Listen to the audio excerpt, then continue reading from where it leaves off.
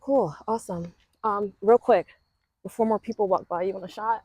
Oh, sure. Yeah. Because that's a bartender thing to do. Okay. What are you drinking I got nowadays? tequila. Okay. And I got whiskey. That's what I drink. What tequila kind of and whiskey? Four Roses.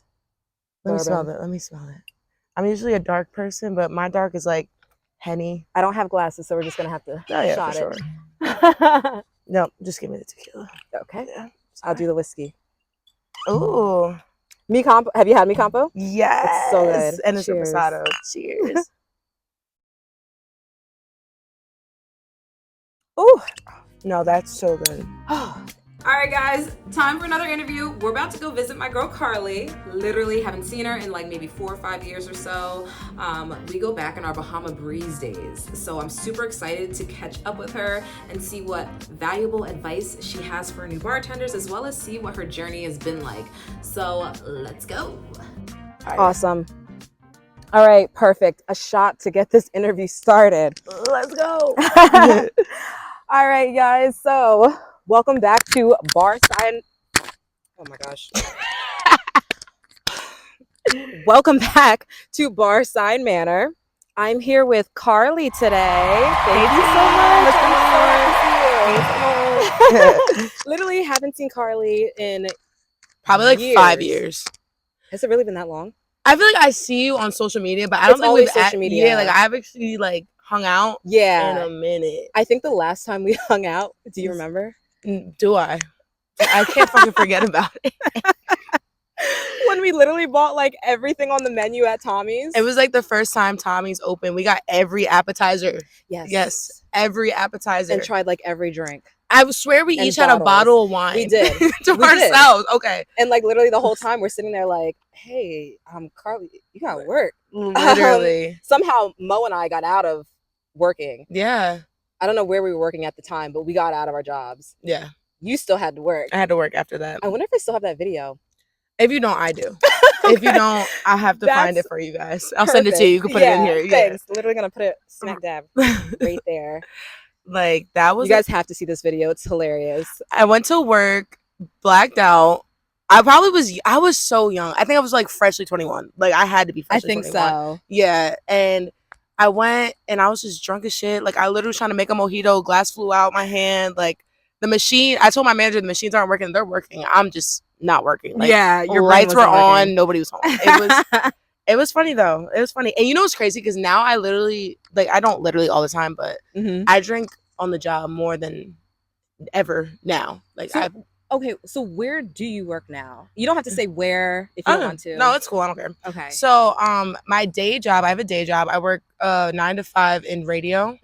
So I'm there Monday through Friday, and then on Friday nights I work at Sin City, which is like a strip club in Philly. So you're still there? Yeah, but only one day because they keep doing me dirty. And then I work at another gentleman's club called Oasis on Saturdays. Oh, cute! It's cool. Look at you. Right, that's more of like a dive bar vibe. So I'm like, cool, perfect. So you're bartending there? Yeah, at both places. Yeah. Okay. Yeah. So is that you went from Bahama to the strip club, or you went? Yeah. Yeah, nice. Literally, that was a drastic change. I tried to work at a strip club one time. Okay.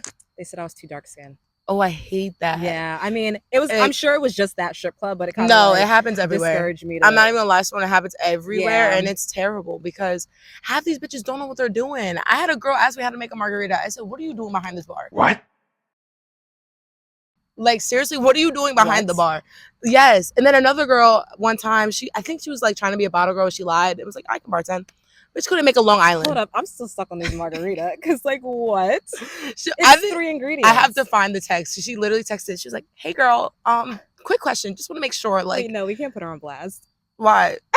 Like, do better. Like, you go on bartend, like, know how to make the easiest drink. That's insane. Yeah. Okay. So literally, it's just I hate that part of the industry because it's like. Well, it really depends on like where you're working because a place like a strip club, I mean, they're really just looking for pretty girls. Yeah, but dark skinned women are pretty. Oh, right. Gorgeous. Right. Gorgeous. But yeah. Not everybody can get this, so it's okay. Exactly. No, at the club I worked at, or at Sin, I should say, because I still kind of work there, but they didn't hire girls with like bald head. Like if you had like really short hair, like you're not getting hired. Like a low cut. That's insane. And I'm like, yo, the girls with the bald heads be the prettiest bitches. Right. I'm like, I wish I could rock a bald head. I wish I could so bad. No, my head's long. At all. We both got like long heads, like oval. Yeah. Not long, because like oval shaped. Very, very much oval. And we can't do the. And I got a 5 head, so. Yeah, we can't. But it's okay because we still cute with our hair. We're still cute. We got other good features. Yes. I want to learn more about your journey as a bartender. Oh, sure. So I think I left Bahama when you started bartending. I think so. So I didn't even get to see like the evolution of Carlee. Yeah. How was your training? Because I know it was cool. When I started, it was rough. Like, they didn't teach me anything. No. And they made fun of me. They talk shit behind my back. I'm like, all right. Well, I'm not gonna lie, Simone. You were there with the OGs, like when Bahama was like fun. Yeah. Yeah. That's when you were there. I kind of like girls. Yeah. I don't want to name drop, but yeah. Yeah, you know what I'm talking about. I know exactly what you mean. That's crazy because that's really when you were there. So yeah, mine. I guess you had just left or something happened and you weren't there no more. And they're like, hey, you want to bartend? Like, yeah. So like I literally got trained. It was cool. Like they made me do pour measures for like a whole week before my shift. I worked with Patience, so you know, Patience is mad cool. Yeah. So like Patience is great. Yeah. So she literally was the main one to like help me out. Right. Make sure you're like not looking dumb. Yeah, exactly. Taught me how to pour beer from the what is that, a draft? I haven't draft beer? Yeah, I haven't worked with draft beer in so long. Like that's crazy. But yeah, she taught me how to do all that. And yeah, kind of just I feel like I only trained for a week and then after that I was like smooth sailing. Yeah, it takes about a week. Yeah, but so do you remember like your first time behind the bar, like by yourself? How were you feeling like mentally? They only had me working mornings for a while. And I hated it because I'm like, this is all the fucking money. Like, where's the money? And then they're like, oh, you could serve at night. And I'm like, no, this is the point. The point is the bartender at night. Once you become a bartender, you don't want to serve. You don't want to serve ever. Bartend. Exactly. Because serving, it was just crazy. People don't tip. At least people at the bar tip. Right. Like, or you're doing like 2 hours worth of work and you get a $4 tip. Yeah. Like, crazy. What? That's I can't serve anymore. I can never be a server again. Absolutely not. Yeah. But I think I mostly remember my first shifts outside of Bahama because when I tell y'all, Bahama Breeze is so corporate to the T. Like, it's literally traumatizing. And if you worked at Bahama Breeze, you deserve compensation. Like, it's crazy how because my best friend, she served there for a little bit too. Hold on. Okay, I didn't turn it off. But she served there for a little bit. And you know, like the whole like gotta touch a table in 30 seconds and put the coaster down and da-da-da. Gotta say this whole speech. Run. Yeah. That's not realistic. Like in the real world, like you don't have to be a server like that at all. No. So my first shift outside of Bahama, I was like asking the girls, I was like, okay, so like, because they were pouring heavy. They're pouring heavy. And the girls at Bahama? No. The girls outside of Bahama. It was my first shift at the strip club. They're pouring heavy. And I'm like, so how many counts do you do for a shot? Like, no, you just pour. They're like, we're at a club, so you could do a little bit more heavy. And then it was my first time ever working with automatic gratuity. Yes. So I was like, I felt weird, but we charged like $7 for a soda. And like $2 of the $7 are mine. Like we're tipping on everything. Soda. Wow. That's you want a cup of ice? I need $2. Like it's just for a tip. You know, like, and it was so crazy because at Bahama, it's like it's just so different. Like the corporate versus like non-corporate-y like aspects of work is crazy. And like that's the cool part about bartending is like there's so many different realms that you could enter. Literally. And I don't know. I'm kind of like happy I didn't get into the strip club. It's okay. Just because I don't know why. I don't know why. No, you know what? I do know why. Because I worked at Kavanaugh's River Deck and that was a nightclub. I'm so sorry. Yo, I was exhausted. Did you make good money there? Sometimes. I already know. The most I made in one night. Actually, it was an all-day event, but I made $1,000. Okay. And it was the last day that I worked. Okay. Because this manager was so jealous of me, like literally jealous of me, going around to the other people asking, "Oh, so how do you fill out some out, bitch? Are you like?" The manager was going. The manager. Oh no, she was like a little 22-year-old. I'm like, girl. And you know what's crazy? I heard. Is that a bug? But I heard that Kavanaugh's, River Deck, and Cooper's are the same owner. It's them two, and then in Trenton. Yeah. Really? Yeah. It's River Deck, Cooper's, and then Founding Fathers in Philly. Never even heard of Founding Fathers. It's like a dive bar, but they're all owned by like a little Asian dude. Sorry, Asian people, but they're all owned by the same person. I'm like, yo, no way, because I used to be a regular at Kavanaugh's. Like, I used to be there all the time. Like, no, same. Yeah, but I think it's also like an age thing. As you get older, you don't really want to go. Exactly. Unless it's like Sunday night when they have like Caribbean music. Caribbean, yeah. That's lit. That's lit. Yeah, but sorry, we were talking about River Deck. Yeah, I was saying the reason why I didn't want to go into a strip club after that was because I got the experience from Kavanaugh's River Deck where I was like, I just don't think the nightclub is my scene. There's so many different scenarios you can be in with bartending. Oh, yeah, for sure. It's just, I don't want to do corporate and I don't want to do fine dining. Oh, hell no. Oh my God, I don't know. Hell no. Like, it's cool in a sense of you get to make these like exquisite cocktails, but I'm just not that person. I can't go to soup with like a tie. No. Can't do it. The apron, fuck no. Absolutely not. Like, I need to look cute at least. But I would say the best thing about working in the strip club is you literally don't have to work, like, at all. And then, like, the rewards are crazy. Like, I've had not a lot of $1,000 nights, but I've had more than like, like more than one off of literally just doing nothing, probably drunk as hell on the job. Like, so that's like the cool part about it. But I just feel like it could be toxic. It's a very toxic environment. What's one of the like most toxic positions you've been put in? Oh, so this just actually happened. So last week they like fucked up their schedule. Like 2 girls quit. So like they're like, and mind you, this is before. So, sorry, I'm getting ahead of myself. No, you're good. So, I had quit last year for a while, and I'm just getting back into the sin. And I was, like, only there picking up because I had, like, my job at radio. And so then they were like, oh, we don't have days for you, but if you want to pick up. And I was like, cool, yeah, people don't want to work. So, I was getting a shift at least, like, 2 days a week. So, I'm like, that's fine. I don't care. Right. And after the one girl quit, I was like, okay, like, you have openings. Like, give me a day. They're like, no. I'm like, all right, whatever. So then the second girl quit, and I'm like, all right, I know y'all need people. Right. So they scheduled me without asking for like a Wednesday, Thursday, Friday, Saturday, Sunday. I said, you didn't even call me to ask, like. Please tell me you didn't work that.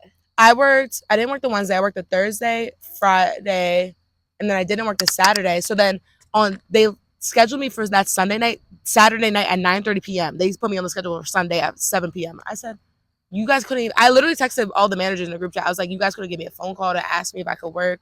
And they're like, well, it says on your availability you can work, and now it's your responsibility. I hate that. Well, on your availability, no. I for sure did a no call, no show. If y'all wanted to fire me, you could have let me go. I accepted the consequences. I was like, I'm done. I'll be bartender number 3 to leave the week. So. Exactly.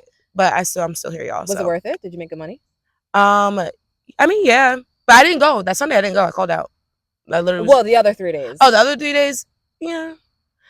I feel like every place has their own definition of money, which is cool. So, was it the best money? It's like 2, 3. But like to some people, like each day or yeah. Oh, okay. Yeah, but yeah, that's okay. Yeah, for some people that's like a lot. Some people are like that's it, you know. So I'm cool with it. I was happy with it. It was something. As a bartender, what's one of your weakest attributes? Like in bartending? Yeah. Like what could you work on? As a bartender, I could work on what can I write on you? It's cool. There you go. I don't know, Simone. I'm trying to think. I guess sometimes it depends on where I'm at. Like if I'm bartending an event, I feel like I'm more conversational. And if I'm like working like at night, like I'm more speed, and maybe I could work on like doing the conversational part. I don't know. I mean, do you think you really need like the conversational part in a strip club? Yeah. Yeah? Yeah, that's like how you make the big bills. If you I thought it was just being cute. No, that's what people get messed up on. Okay, all right. Because the strip club will humble you. You will think you are a 10 out of 10, and then you'll like be serving a guy. He's buying a bottle of 1942, 20,000 Red Bulls, lamb chops, steak, tomahawks, shit, and not tip you $1. And like you'll just be like, oh, I was talking to you all night. Like you got my number. That's the thing. Like people think like, oh, I don't need to give you a tip because I gave you my number. And it's like I'd rather have had the tip. But at least you get that automatic grat. Yeah, thank God. Thank God. Thank God. Because people like that don't know how to tip. I don't know my attributes though. I think I'm a great bartender. Do you? I hate to say it. I do. Because I'm cool. I do get lit sometimes, but I never like mess up money. You know, like I'm cool on the money. Yeah, you're not like dumb lit. Yeah. I know how to make a drink. What's your favorite drink to make? Ooh, my favorite drink to make are Henny Sidecars. Okay. Yes, I love them. How do you make yours? I make mine if I don't have like fresh oranges, which I prefer the fresh orange because orange juice just be like a little wanky sometimes, especially from a soda gun. That should be sketchy. Yeah, no, so I can't do it. Yeah, but I just make it kind of like a lemon drop, like Henny, triple sec, a lot of simple syrup because a lot of people don't like Henny, so try to make it sweet, and then a splash of orange juice. Okay. Yeah. Nice. Yeah. And people order those a lot at the strip club? No, a lot of people don't know about them. So get yourself a Henny Sidecar. Forget the lemon drops. What would you say is like something every bartender should know, like every new bartender? I think it's important to like for every bartender to know at least counts. Like technical side, like at least know like how to pour a shot or something. Know the basics. A Long Island, a margarita. All your standard cocktails. A Cosmo. I'm a big standard cocktail queen, literally a Cosmo. And I feel like nowadays a lemon drop. Like I think I make a lemon drop. Like I have nightmares. Everyone drinks lemon drops. It's the vodka lemon drops and tequila lemon drops are new too. Yes, and I'm like, that's not a lemon drop. I don't know what the fuck this is. Right. It's not a lemon drop. It's disgusting. Like, let me get a lemon drop with tequila Resposado. The Resposado. Yo, wait, this is gonna kill you, Simone. So I had a girl come up to me to the bar and she ordered a shot. She had to be like 21, whatever.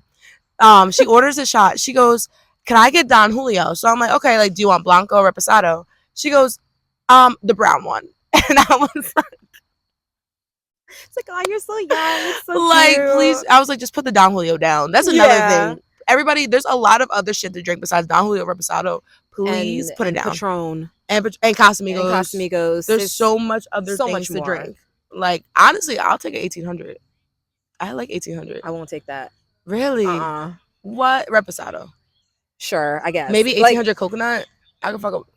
Like, in a drink? Take that back. Why? Take it back. I like it. So, Simone, what's your go-to drink to make? Oh, you're interviewing me now. Sorry, I just want to ask. I know you do the whole interviewing thing too. So right. Oh, my favorite drink to make.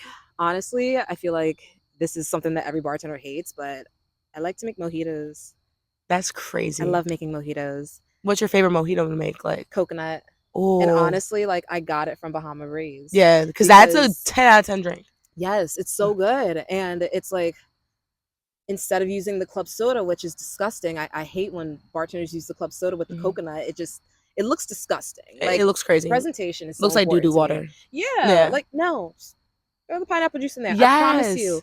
Make a coconut mojito with pineapple juice instead of club soda. Please. Shit is bomb. And you know what's crazy? So good. I didn't know that it was supposed to be made with club soda ever. Like, ever. There's so many places I went to after working at Bahama, and they would make coconut mojitos, and they would top it with club soda. And I'm like, what did you just make me? Yeah. Like, this is disgusting, but... Yeah. Well, I need to have a coconut mojito with you. Yeah. Yummy. We need to not see each other like the next 5 years. Yeah. What advice would you give someone who's just starting out? I feel like you should always keep going. I feel like people should stop. This is one thing, I don't know if it's like for that, but people need to stop stigmatizing bartending as like not a full-time job. That's one thing I can't hate. Like, and I feel like for anybody new, if you're like, oh, I'm just doing this on the side for now, if it works out and you can work like 4 or 5 days a week and make like at least like $70,000, $80,000 a fucking year, like who cares?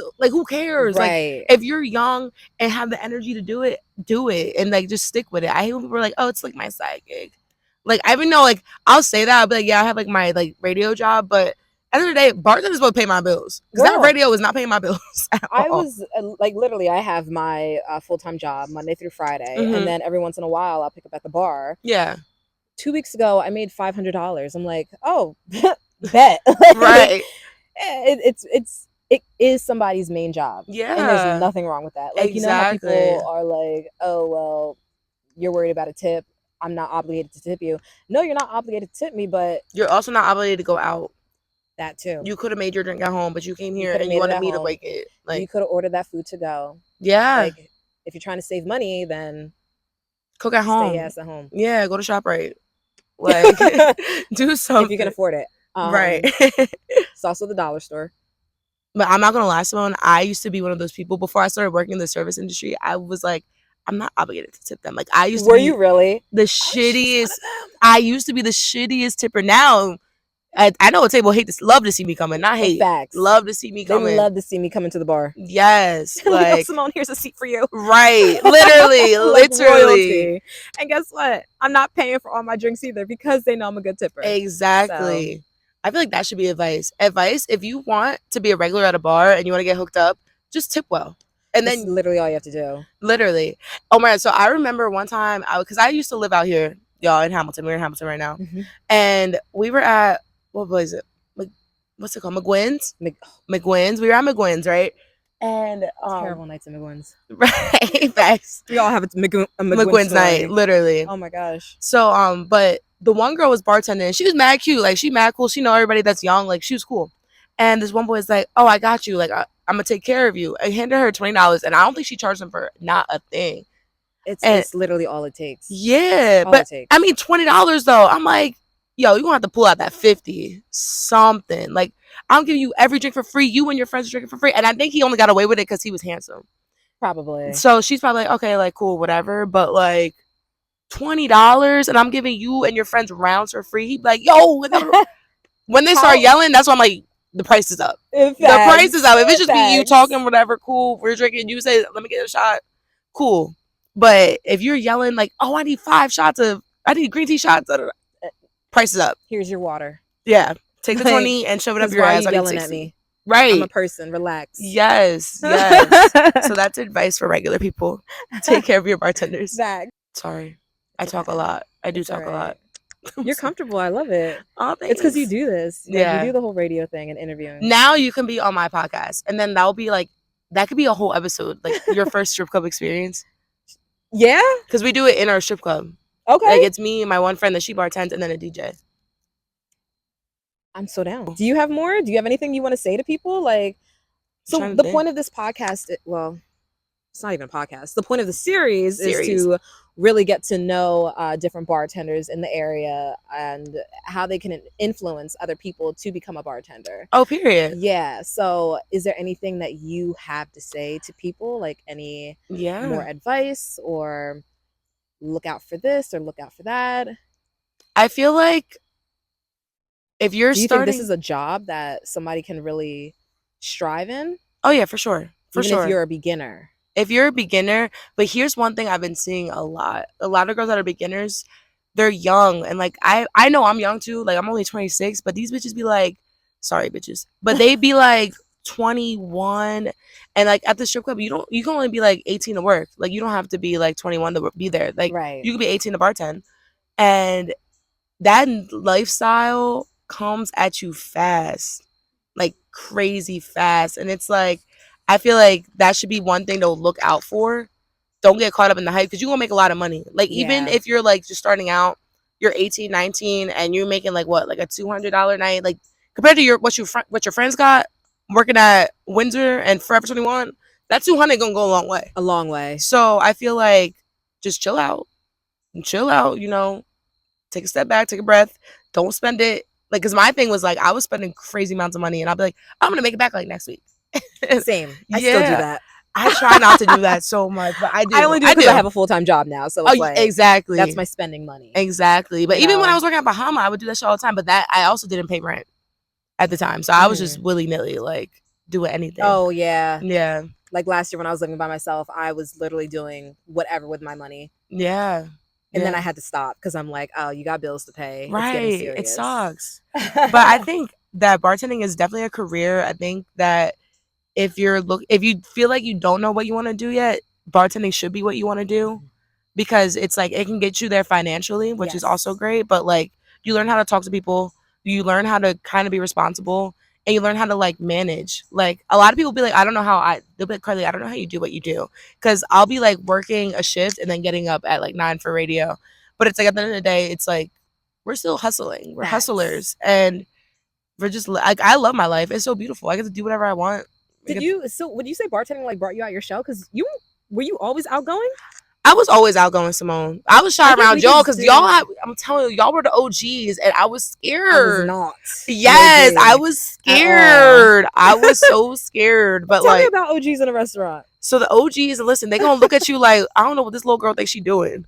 And she's not doing anything. And I wasn't doing anything. And I was just fucking up all the time. And I was just nervous and literally spilled all my drinks like all the time. But yeah, it's hard to be around people who's worked there for like 4 or 5 years. That shit's hard. It definitely is. Yeah, you're at the bottom of the barrel. So you kind of just have to accept it and, you know, just know that you'll get there eventually. Yeah. But I think bartending did bring me out my show. I feel like at Bahama too, like not just at the strip club, but at Bahama, it brought me out. Like I mean, I've always just been a chatty person, but I didn't know how to chat to different kind of people, which is cool now. Like now I can talk to a wall if it's right in front of me. Yeah, like bartending, I feel like you learn how to talk to like old people, young people, rude people, like not rude people. Like there's been times where you just have to have patience. Yeah. I'll tell you a crazy story. Go ahead. So it was like my second week bartending at the club.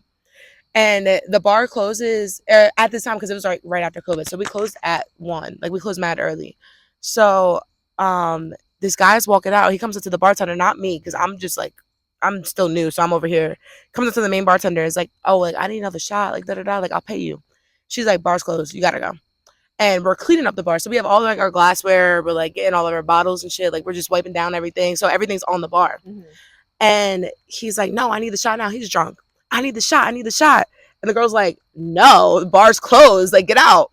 He starts picking up the dirty cups and glasses, throwing them at the bartender. No way. So we're ducking. We're literally ducking. Like, it's like glasses flying everywhere. So she takes the glasses that are on the shelf. She started throwing them back at him because where's security?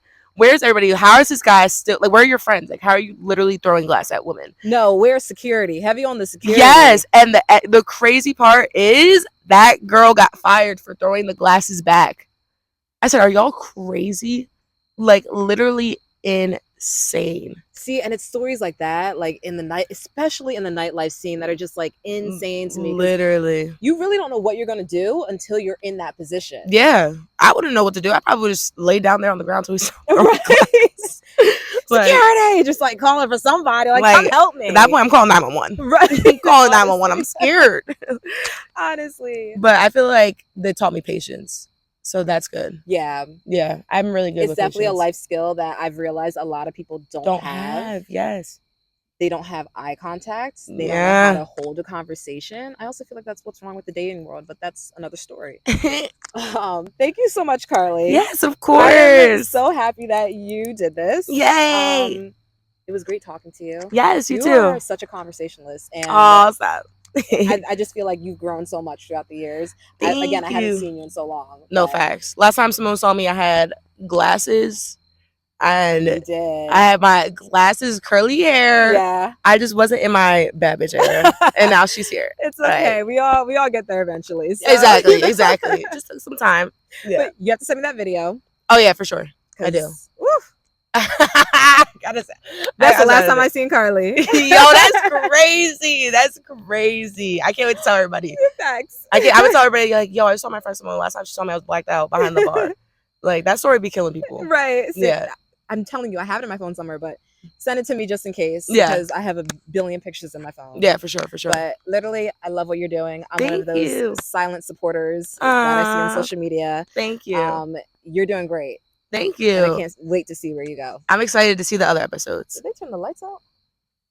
I don't know, but all right. This is kind of weird now. All right, Bets Park. Okay. We're out. We're done. We're out. Thank you so much for listening to another episode of Barside Manor. Period. Again, like, comment, subscribe, whatever those YouTubers say. I'll get it down eventually. And follow my girls. And follow me. Period. We are going to go all around the world. I keep telling y'all, this is going to get somewhere. Yes. Also, if you know any bartenders or you're a bartender and you have a great story and you would like to be interviewed, feel free to hit me up. Don't hesitate. Talk to y'all soon. Bye. Bye. That was awesome.